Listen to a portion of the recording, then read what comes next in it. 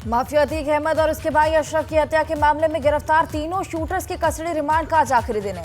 तीनों शाम 5 बजे तक कस्टडी रिमांड में रहेंगे और इधर सूत्रों के हवाले से खबर है कि अस्पताल के बाहर 3 शूटर्स के अलावा 2 और शूटर्स मौजूद थे।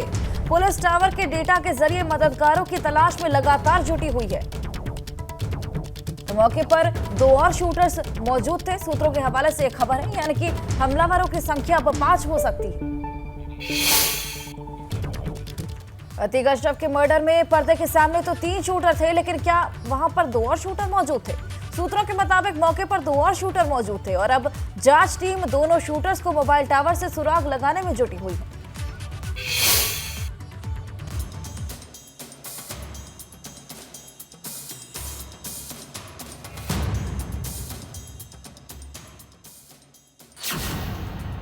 गुनहगारों के कितने मददगार, मोबाइल टावर खोलेगा राज।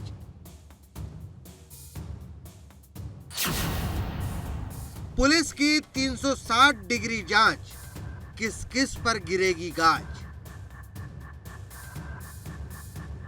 अतीक अहमद और अशरफ की हत्या करने वाले जिन 3 शूटर को पुलिस ने पकड़ा है, उनका दावा है कि उनका ना तो कोई आका था और ना ही मददगार। सिर्फ कुख्यात होने के लिए उन्होंने खुद ही वारदात को अंजाम दिया था। लेकिन हत्यारों की थ्योरी पुलिस के गले उतर नहीं रही है। पुलिस के पास इस बात की पुख्ता जानकारी है कि 2 मददगार मौकाए वारदात यानी कॉलविन हॉस्पिटल के बाहर मौजूद थे। भीड़ में मौजूद तीनों शूटर्स ताबड़तोड़ फायरिंग शुरू कर देते हैं। अतीक और अशरफ मौके पर ही मारे जाते हैं और तीनों शूटर्स जो है वो सरेंडर कर देते हैं, अपने हथियार फेंक देते हैं, हाथ खड़े कर देते हैं। पुलिस उन्हें दबोच लेती है। तभी जो शूटर्स के मददगार बाहर कहीं पर मौजूद थे, उनके मोबाइल फ़ोन एक बार फिर से एक्टिव होते हैं। इस बार वो खुद फ़ोन करते हैं और हैंडलर यानी अपने आका को जानकारी देते हैं कि अतीक और अशरफ पर ताबड़तोड़ गोलियां बरसा दी गई हैं। अतीक और अशरफ की हत्या में आरोपियों के साथ कौन कौन था, इस गुत्थी को सुलझाने में मोबाइल टावर बड़ी भूमिका निभा सकते हैं, क्योंकि कॉलविन हॉस्पिटल से 50 कदमों की दूरी पर 3 मोबाइल टावर के जरिए इस बात की पड़ताल की जा रही है कि अप्रैल की रात 10 बजे से हत्या होने के 10 मिनट बाद तक वहां कौन कौन मौजूद था। क्योंकि जांच में पता चला है कि वारदात के वक्त इन तीनों के मोबाइल टावर से तकरीबन 5000 नंबर कनेक्ट थे।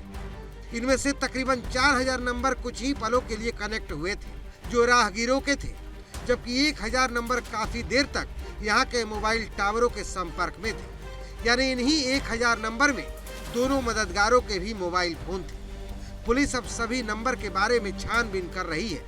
हालांकि ये काम इतना आसान नहीं है, लेकिन इसके बावजूद मोबाइल टावर को पुलिस उम्मीद की एक रोशनी के तौर पर देख रही है। शूटर कोई मदद करने को तैयार नहीं है, मुंह खोलने को तैयार नहीं है, कुछ बोलने को तैयार नहीं है। ऐसे में ना तो उनके मददगारों के बारे में ठोस जानकारी मिल पा रही है और ना ही आका के बारे में। ऐसे में जो प्रयागराज पुलिस की एसआईटी है, उसकी जांच खास तौर पर फोकस हो गई है मौके वारदात यानी कॉलविन हॉस्पिटल से 50 कदम की दूरी पर लगे हुए इन 3 मोबाइल टावर्स पर। इन 3 मोबाइल टावर्स के डाटा के सहारे प्रयागराज पुलिस की एसआईटी अब अतीक और अशरफ की हत्या के आका यानी मास्टरमाइंड और शूटरों के मददगार को तलाश रही है। लेकिन जहां एक तरफ पुलिस अतीक के हत्यारों के आका को तलाश रही है, वहीं दूसरी तरफ उमेश पाल हत्याकांड में फरार गुड्डू मुस्लिम की धरपकड़ भी जारी है। गुड्डू मुस्लिम इस पूरे हत्याकांड में सबसे अहम किरदार है, क्योंकि जिस रात अतीक और अशरफ को हमलावरों ने मारा था, तब हत्या से ठीक पहले अशरफ ने गुड्डू मुस्लिम का नाम लिया था। गुड्डू मुस्लिम को अतीक अहमद का बेहद करीबी माना जाता था, उसका राइट हैंड कहा जाता था, उसका सबसे वफादार और भरोसेमंद कहा जाता था। लेकिन गुड्डू के बारे में एक और बात मशहूर है कि वो प्रोफेशनल क्रिमिनल था, पेशेवर अपराधी था, कॉन्ट्रैक्ट किलर था। पैसों के लिए किसी की भी जान लेने में कतई नहीं हिचकता था। कई बार तो दुश्मनों से मिलकर अपनों की जिंदगी दांव पर लगवा देता था। गुड्डू की मुखबिरी और गद्दारी की वजह से कई लोगों को अपनी जिंदगी से हाथ भी धोना पड़ा था। ऐसे में सवाल ये उठता है कि क्या अतीक और अशरफ के कत्ल में भी गुड्डू मुस्लिम का हाथ है? क्या गुड्डू मुस्लिम ने ही हत्या की साजिश रची थी? क्या वो शूटरों से मिला हुआ था? वहीं आपको बता दें कि उमेश पाल मर्डर केस में अतीक परिवार की 5 महिलाएं फरार हैं, जिसमें अतीक की पत्नी शाइस्ता, अशरफ की पत्नी जैनब, अतीक की बहन आयशा नूरी और उसकी बेटी मंतशा की तलाश जारी है। मंतशा अतीक के बेटे असद की मंगेतर थी।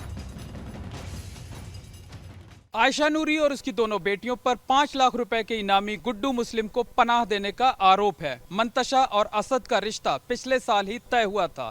असद पुलिस एनकाउंटर में मारा जा चुका है, जबकि मंतशा फरार है। मंतशा की मां आयशा नूरी ने प्रयागराज की सीजीएम कोर्ट में सरेंडर की अर्जी दाखिल कर रखी है।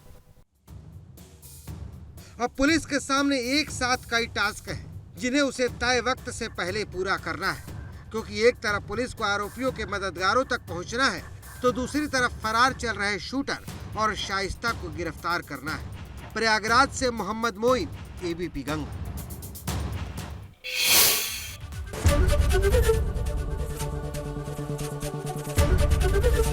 एबीपी गंगा, खबर आपकी, जुबान आपकी।